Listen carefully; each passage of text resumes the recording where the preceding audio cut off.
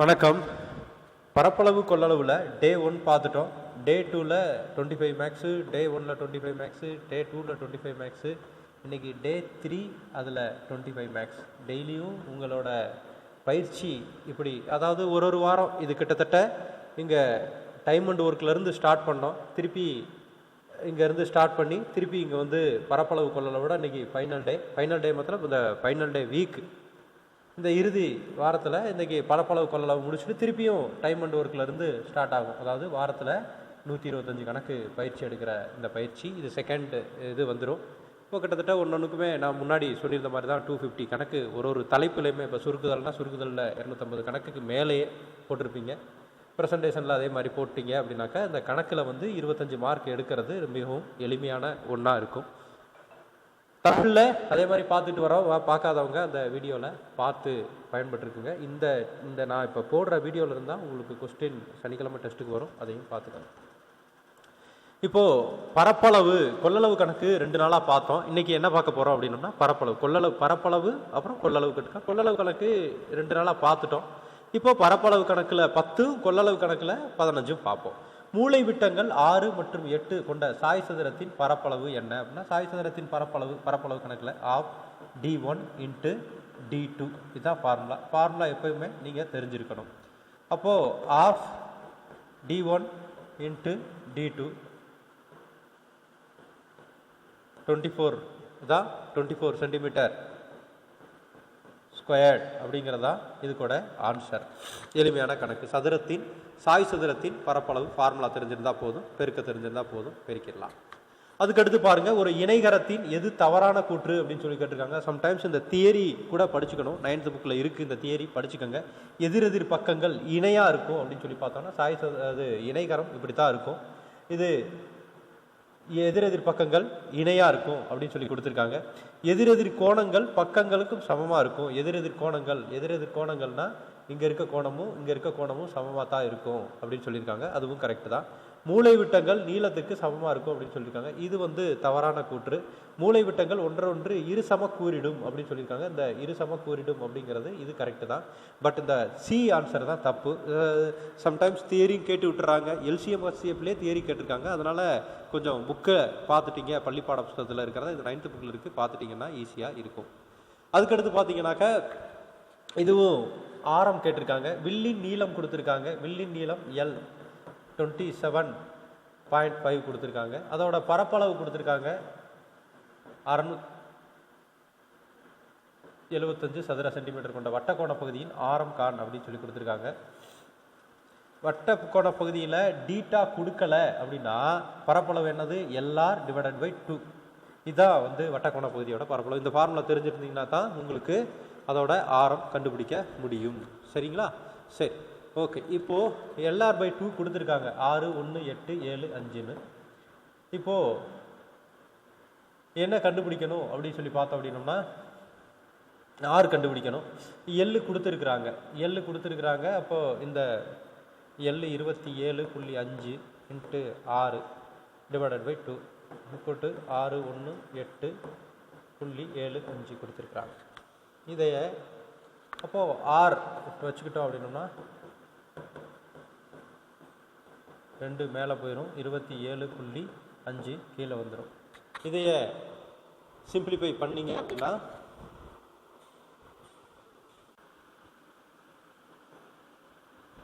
45 ஆன்சராக வந்துடும்.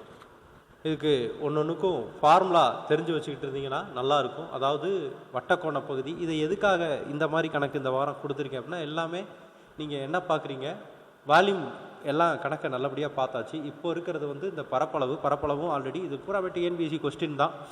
ஸோ இது பரப்பளவு பார்க்கறது மஸ்ட்டு. அதோட ஃபார்முலா தெரிஞ்சுக்கிறது மஸ்ட்டு. இந்த அளவியலை பொறுத்தளவுக்குள்ள ஃபார்முலா தெரிஞ்சுக்கிட்டிங்கனாலே கணக்கை போட்டுருவீங்க.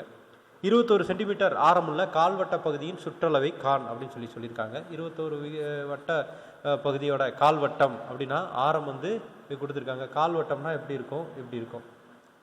அதாவது வட்டம் இப்படி இருந்துச்சுன்னா இதோட தான் கால்வட்டம். அப்போது வட்டத்தோட 2πr வந்து இந்த வட்டத்தோட சுற்றளவு. அப்போது 4ல் ஒரு பகுதி அப்படிங்கிற போது πr பை 2 ப்ளஸ் 2r. இதான் வந்து இந்த கால்வட்ட பகுதியோட சுற்றளவு காண்றதுக்குடைய சூத்திரம். அப்போ இதை பார்த்தோம் அப்படின்னா இது முழு நம்பரில் தான் கொடுத்துருக்காங்க, வேறு வழியே இல்லை. 22/7 இன்ட்டு 6, 6 எவ்வளவு 21 டிவைடட் பை 2, அப்புறம் இன்ட்டு 2 இன்ட்டு ப்ளஸ்ஸு இங்கனுக்குள்ள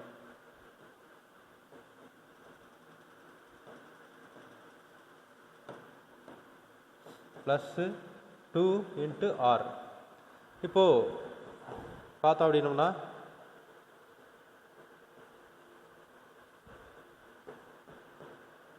ஸோ இங்கிட்டு 33 வருது, ப்ளஸ்ஸு 2 இன்ட்டு ஆர் எவ்வளோ வரும் 42 இன்ட்டு ஆறுன்ற இடத்துல 21, அப்போது 42. அப்போ ரெண்டையும் கூட்டி போட்டிங்கனாக்கா 75. 75 தான் இது கால்வட்ட பகுதியோட சுற்றளவு. அதாவது இதில் வேறு ஒன்றுமே இல்லை, போன கணக்காக இருக்கட்டும் இந்த கணக்காக இருக்கட்டும் எல்லாமே நீங்கள் ஃபார்முலா தெரிஞ்சிருந்தீங்க அப்படின்னா அதை அப்ளை பண்ணி போடுறது தான். இது கால்வட்ட பகுதிக்கு ஃபார்முலா வந்து by R plus 2r by 2, இதான் வந்து ஆன்சரு. அது 75 கொடுத்துருக்குறாங்க, இது போட்டாச்சு எளிமையாக. அதுக்கடுத்து பாருங்கள், ஒரு வெள்ளி கம்பி ஒன்றை வளர்த்து சதுரமாக மாற்றப்படுகிறது. ஒரு வெள்ளி கம்பி இருக்குது, அதை சதுரமாக மாற்றிட்டாங்க. ஓகே, அதோட பரப்பளவு கொடுத்துருக்காங்க. பரப்பளவுனா a² கொடுத்துருக்காங்க 121. அப்போ a வந்து √121 = 11 தான் a. ஸோ இதை வந்து அப்போது அதோட வட்டத்தின் ஆரம் கேட்குறாங்க. வட்டத்தின் ஆரமாக இருக்கட்டும், வட்டத்தின் சுற்றளவாக இருக்கட்டும், சதுரத்தின் சுற்றளவாக இருக்கட்டும், ரெண்டுமே ஈக்குவலாக தான் இருக்கும். ஸோ சதுரத்தோட ஒரு பக்கம் கண்டுபிடிச்சிட்டோம் 11ன்னு. அப்போது சதுரத்தோட சுற்றளவு வந்து எவ்வளோ 4 × 11 44. அப்போது வட்டத்தோட சுற்றளவு எவ்வளவு 2πr. 2πr = 44. நம்மளுக்கு இப்போ விட தெரிஞ்சிருச்சு. அதோட ஆரம் தான் நம்மளுக்கு கேட்டிருக்காங்க. r = 44 into 7/22. அந்த பையை எழுதியிருக்கேன். அப்புறம் இங்கே வேறு எதுவும் இல்லை, 2 கீழே வந்துடும். இப்போது அடித்து போட்டால் அப்படின்னோம்னாக்கா 1 2 1 1. இப்போது ஆர் வந்து என்ன கொடுத்துருக்காங்க 7 சென்டிமீட்டர். அதாவது சென்டிமீட்டர் அப்படின்னா 7. அப்போ 7 தான் ஈஸியாக ஆன்சர் வந்துடுச்சு. இப்போ வேறு ஒன்றும் இல்லை, இதில் வந்து நம்ம வட்டமாக இருக்கட்டும் சதுரமாக இருக்கட்டும் அதோட கம்பியோட லென்த்து தான் வந்து வட்டமாக இருக்குது, அது சதுரமாக எப்படி வளைக்கிறாங்களோ அப்படி தான். அதோட சுற்றளவு எல்லாத்துக்கும் ஈக்குவலாக தான் இருக்கும். அதை வச்சு போட்டிங்கன்னா கணக்கு ஈஸியாக வந்துடும். ஓகே, அடுத்த கணக்கு பாருங்கள். ஆரம் 18 சென்டிமீட்டர், மைய கோணம் 210 டிகிரி என வட்டக்கோண பகுதியின் சுற்றளவு. வட்டக்கோண பகுதியின் சுற்றளவு. இதில் வட்டக்கோண பகுதியின் சுற்றளவுக்கு வட்டக்கோண பகுதியின் சுற்றளவு formula L + 2r. L + 2r தான் வந்து வட்டக்கோண பகுதியோட சுற்றளவு ஃபார்முலா. இப்போது நம்மளுக்கு என்ன இருக்குது அப்படின்னு சொல்லி பார்த்தோம்னா r மட்டும்தான் இருக்குது. r வந்து 18 சென்டிமீட்டர்னு கொடுத்துட்டாங்க. இப்போ எள்ளு கண்டுபிடிக்கணும். எள்ளு வந்து நம்மளுக்கு டீட்டா கொடுத்துட்டாங்க. அதனால் எள்ளு கண்டுபிடிக்கிற ஃபார்முலா வந்து டீட்டா/210 × 2πr. இப்போ டீட்டா வந்து 210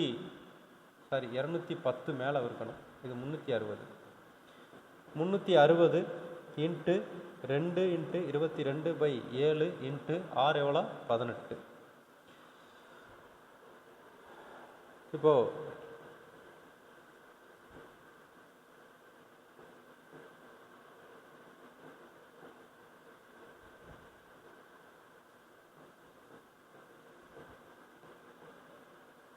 இப்போது 66 L = 66ன்னு நம்மளுக்கு கிடச்சிருச்சு. இப்போது நான் என்ன சொல்லியிருக்கேன், இப்போது சுற்றளவு அப்படின்னு சொல்லி பார்த்தோம்னா எப்படி வட்டக்கோண பகுதியோட சுற்றளவு இருக்கும், இப்படி தான் இருக்கும். அப்போது இங்கே ஒரு 6 இருக்குது, இங்கே ஒரு 6 இருக்குது. ரெண்டை கூட்டிட்டு அந்த வில்லி நீளத்தை கூட்டினோம்னா சரியாக போச்சு. அப்போ 18 36.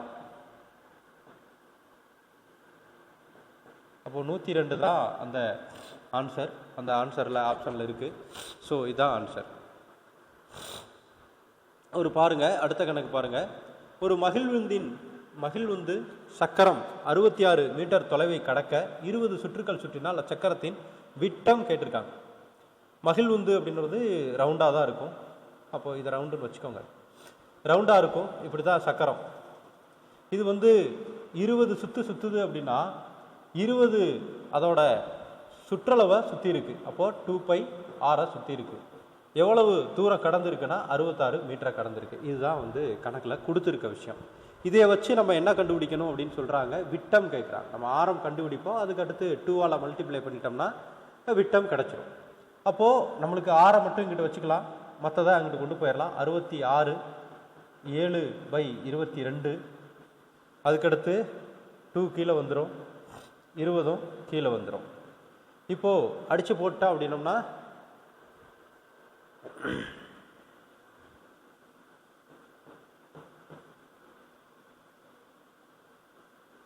இப்போ 21/40 வருது. இப்போ அடுத்து பாருங்க, R = 21/40 அப்படின்னா D = அப்படின்னு சொல்லி பார்த்தோம்னா அதைய 2R பெருக்குவோம் இல்லையா, 21/2 பெருக்குவோம். 2 20. அப்போது டி டயா வந்து 21/20 அப்படின்னு இருக்குது. இந்த 21/20 அப்படின்னு இருக்குது. அப்போது இங்கே பாருங்கள், ஆன்சரில் உங்களுக்கு என்ன கொடுத்துருக்காங்க, டெசிமல் நம்பரில் தான் கொடுத்துருக்காங்க. அப்போது 21 20ஆல் வகுத்து போட்டிங்க அப்படின்னா 1.05 தான் வரும். இதை ஃபஸ்ட்டு இருக்கிறதா ஆப்ஷன் ரைட்டு.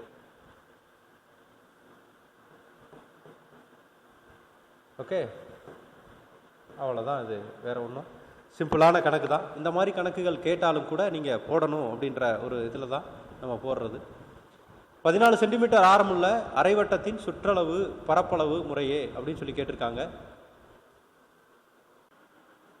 இப்போ பார்த்தீங்கன்னா அரைவட்டத்தோட பரப்பளவு வந்து ½ ½ ஆஃப் 22/7 இன்ட்டு ஆர் வந்து 14 × 14.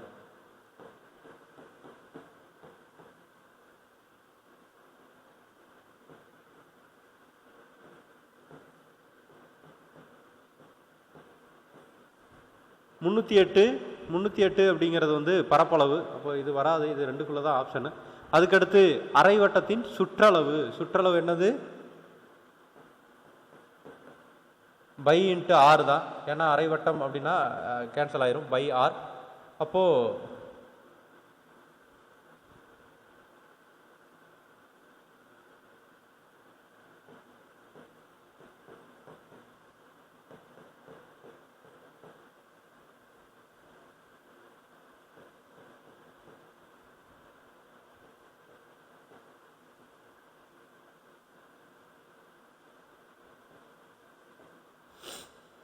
இது 72 308 தான் ஆன்சரு. அரைவட்டத்தோட சுற்றளவு ஃபார்முலா ஏன் வந்து நம்ம இந்த விட்டத்தை கூட்டுறோம் அப்படின்னோம்னா, அரைவட்டம் அப்படிங்கிறது இப்படி இருக்கும், சுற்றளவு மட்டும்தான் கண்டுபிடிச்சிருக்கோம் இந்த 2πr வச்சு. அப்புறம் அந்த விட்டத்தையும் கூட்டிடணும், அதனால தான் அந்த 28 நான் கூட்டினேன். அப்போது 72 308, இந்த 72 308 தான் ஆன்சரு. ஒரு வட்ட வடிவ வெளியில் பரப்பளவு 13.86 ஏக்கர் எனில் ஒரு மீட்டருக்கு 20 பைசா வீதம் அதை சுற்றி வேலி போட ஆகும் விலை எவ்வளவு அப்படின்னு சொல்லி கேட்டிருக்காங்க.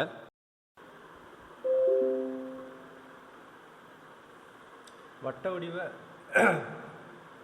பரப்பளவு கொடுத்துருக்காங்க. ஆனால் இதில் வந்து என்ன கொடுத்துருக்காங்கன்னா ஹெக்டேரில் கொடுத்துருக்காங்க. அப்போது இதை மீட்டராக மாற்றணும் அப்படின்னோம்னா ஒரு ஹெக்டேர் வந்து 10,000 மீட்டர் ஸ்கொயருக்கு சமம். அப்போது இதில் எத்தனை ஹெக்டேர் இருக்குது, 13.86 இன்ட்டு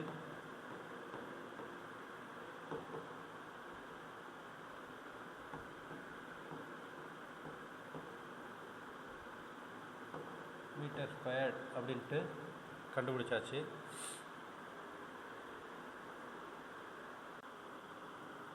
இது என்ன அப்படின்னா பை ஆர் ஸ்கொயர்டு, அதாவது வட்டத்தின் பரப்பளவு தான் கொடுத்துருக்குறாங்க. வட்டத்தின் பரப்பளவு கொடுத்துருக்குறாங்க. நம்மளுக்கு வந்து அது என்ன கேட்டிருக்காங்கன்னா ஃபென்சிங் பண்ணணும்னு கேட்டிருக்காங்க. ஃபென்சிங் பண்ணணும்னா நம்ம வந்து என்ன கண்டுபிடிக்கணும் அப்படின்னு சொல்லி பார்த்தோம்னா, ஃபென்சிங்க்கு சுற்றளவு கண்டுபிடிக்கணும். சுற்றளவுக்கு ஆறு தேவை, ஆனால் ஆறு கொடுக்கல, பரப்பளவு மட்டும் தான் கொடுத்துருக்காங்க. இப்போ 22/7 = R² = 1380 அப்புறம் R²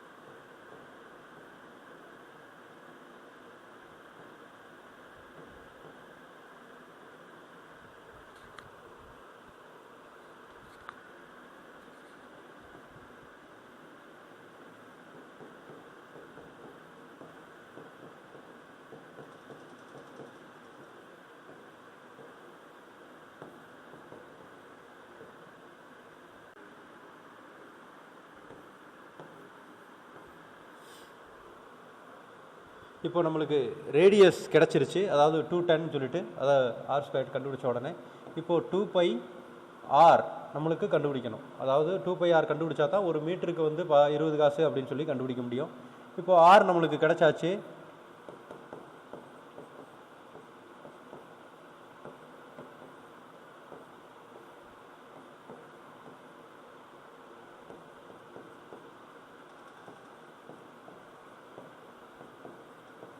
ஆயிரத்தி 320 மீட்டர் இருக்குது.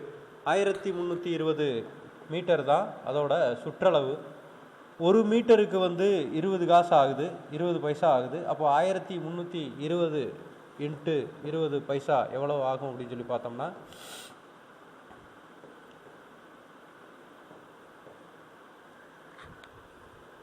2640 பைசா இருக்குது. ஆனால் இங்கே அதைய ரூபாயில் மாற்றி கொடுத்துருக்குறாங்க. அதனால் அந்த பைசாவை மாற்றுறது, ரூபாயை மாற்றுறதுக்கு 100ஆல் அடித்தா போதும். அடிச்சிட்டோம் அப்படின்னோம்னா 264 ரூபா வருது. அந்த 264 ரூபா பி ஆப்ஷனில் இருக்குது. அதுதான் ஆன்சர். இது பைசாவில் கொடுத்துருக்காங்க, ஆனால் ரூபாயில் ஆன்சர் கொடுத்துருக்காங்க. இப்போ வேறு ஒன்றும் இல்லை, இங்கே ஒன்று தான் தெரிஞ்சுக்க வேண்டியிருக்கு.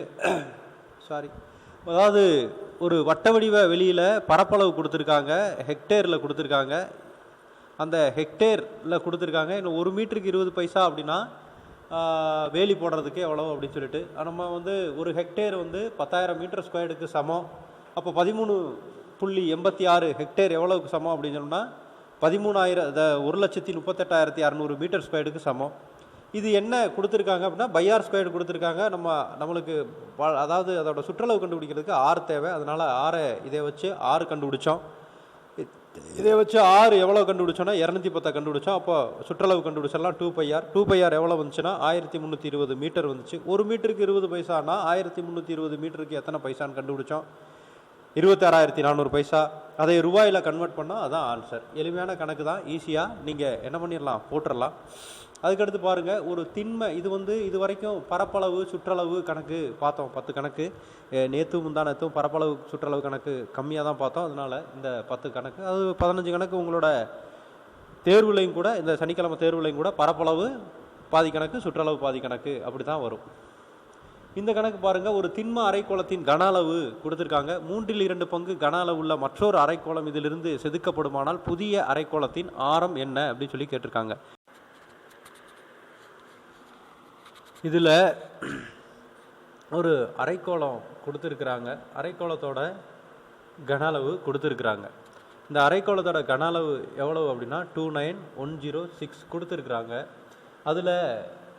இதில் என்ன பண்ணுறாங்க அப்படின்னா மற்றொரு அரைக்கோளம் வெட்டி எடுக்கிறாங்க. அதை எப்படி வெட்டி எடுக்கிறாங்கன்னா 3/2 பங்கு வெட்டி எடுக்கிறாங்க. 3/2 பங்கை வெட்டி எடுத்துட்றாங்க. அப்போது இந்த புதுசாக இருக்கக்கூடிய அரைக்கோளத்தின் ஆரம் என்ன அப்படின்னு சொல்லி கேட்குறாங்க. அப்போது ஆரம் நம்மளுக்கு தேவைப்படுது. ஆனால் புதுசாக வெட்டி எடுத்த கன அளவு எதுக்கு ஈக்குவலாக இருக்கும்? இதோட ஃபார்முலா என்ன அப்படின்னு சொல்லி பார்த்தோம் அப்படின்னோம்னா, அப்போது 2 அதாவது கொடுத்துருக்கிறதுல 2/3 இன்ட்டு அரைக்கோள ஃபார்முலா வந்து பைஆர் கியூப் அதோட கன அளவோட பைஆர் கியூபோட 2/3 வெட்டி எடுத்திருக்க கன அளவுக்கு இந்த புதுசாக வெட்டி இருக்கக்கூடிய கன அளவு சமம் அப்படிங்கிறது தான் இதோட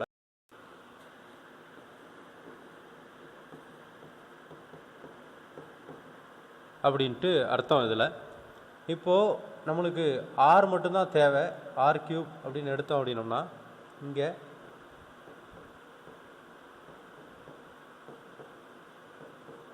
மேலே 3/2 அப்படின்னு வந்துடும். அப்போது 22/7ன்றது 7/22. இப்போ அதை அடித்து போட்டோம் அப்படின்னோம்னா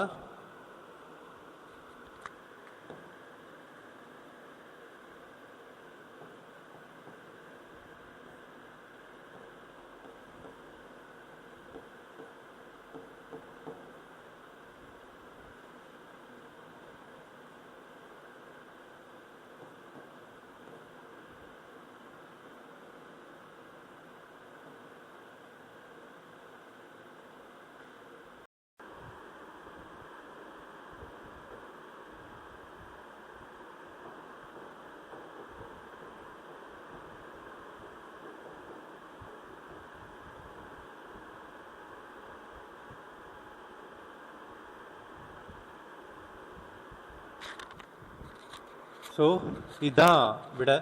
அதாவது திண்ம அரைக்கோளத்தின் கன அளவு ஆல்ரெடி அரைக்கோளத்தின கன அளவே கொடுத்துட்டாங்க. அதில் 2/3 பங்கு வெட்டி எடுக்கிறாங்க. அந்த 2/3 பங்கு வெட்டி எடுத்தாங்க அப்படின்னாக்கா 2/3 பங்கு ஆல்ரெடி நம்மளுக்கு இந்த பகுதியிலேருந்து 2/3 பங்கு இதுக்கு ஈக்குவலாக என்ன இருக்குன்னா 2/3 பங்கு பைஆர் கியூப் இருக்கும். அப்போது அதை ஈக்குவேட் பண்ணி பார்த்தோம் அப்படின்னோம்னா நம்மளுக்கு 6 கிடச்சிரும். இந்த அடிக்கும்போது மட்டும் கொஞ்சம் பார்த்து போட்டுக்கோங்க. அது கியூப் நம்பர் உங்களுக்கு ஈஸியாக தெரிஞ்சிருந்துச்சுன்னா அது எளிமையாக இருக்கும். ஸோ மிச்ச கணக்கு போடுங்க. இது ஓகே, மிச்சதை ஹோம்ஒர்க்காக போட்டுருங்க. நாளைக்கு இதை அடுத்து ஒரு 25 கணக்கு போடுறேன். இப்போது ரொம்ப நாளாக சளி பிடிச்சிருக்குன்னு தான் இதை போடவே இல்லை. சரி, ஓகே, இதை பாருங்கள். அந்த பிடிஎஃப் கொடுத்துருக்கவங்களுக்கு அதை வீட்டு மற்ற கணக்கெல்லாம் ஹோம்ஒர்க்காக பார்த்துட்டு வந்துடுங்க. ஈஸியாக தான் இருக்கும் எல்லாமே. கீழே பார்த்தீங்க அப்படின்னாக்கா ஆரம் கொடுத்துருக்காங்க. ஒரு அரைக்கோள வடிவ தொட்டி முற்றிலும் நீரால் நிரப்பப்பட்டிருக்கு. அது ஒரு குழாயின் மூலம் வினாடிக்கு 7 மீட்டர். இது பூராமே 10th கணக்கு. வெளியேற்றப்படுமானால் தொட்டியை எவ்வளோ நேரத்தில் காலி செய்ய முடியும் நிமிடங்களில் கேட்டிருக்காங்க. கூம்பின் ஆரம் R என்றால் அதன் கன அளவு V என்றால் கூம்பின் ஆரத்தை இரட்டித்தால் அதனோட கன அளவு V1 அவ்வொன்றால் அப்படின்னு சொல்லிட்டு கேட்டிருக்காங்க.